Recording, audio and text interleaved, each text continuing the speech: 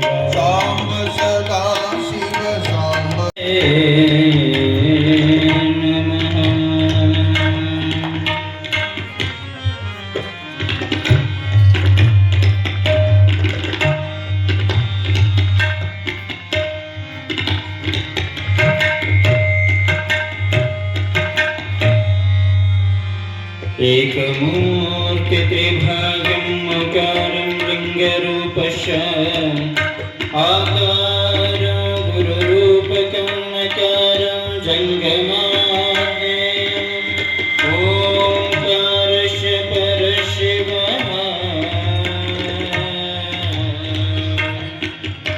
शरणार्थी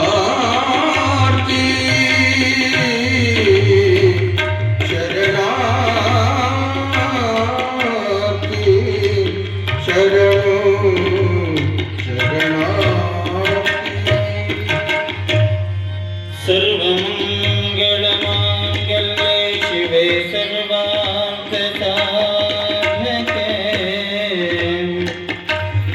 शरण्ये त्र्यम्बके गौरि नारायणि नमोस्तुते.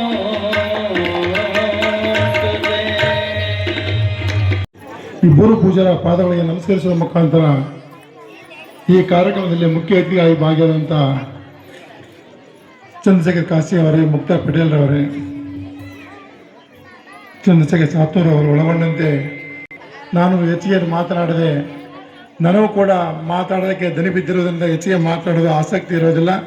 ಎರಡನೇದಾಗಿ ತಾವೆಲ್ಲ ಸೋದರರು ಕೂಡ ಸುಮಾರು 1.5-2 ಗಂಟೆಯಿಂದ ಕೂಡ ತಮಗೆ ಯಾರಿಗೆ ನೋವು ಉಂಟು ಮಾಡಬಹುದು, ಪೂಜ್ಯರ ಒಂದು ಹಿತವಚನಗಳು ಕೇಳೋದಕ್ಕೋಸ್ಕರ ಆಗಿರ್ಬೋದು, ದಾನಮ್ಮ ದೇವಿಯ ಪುರಾಣವನ್ನು ತಾವೆಲ್ಲರೂ ಕೇಳಿಬಿಟ್ಟು ತಮ್ಮ ಜೀವನದಲ್ಲಿ ಅಳವಡಿಸಿದ ಭಾವನೆಯೊಂದಿಗೆ ನನ್ನ ಮಾತಿಗೆ ಕೆಲವೇ ಮಾತುಗಳನ್ನು.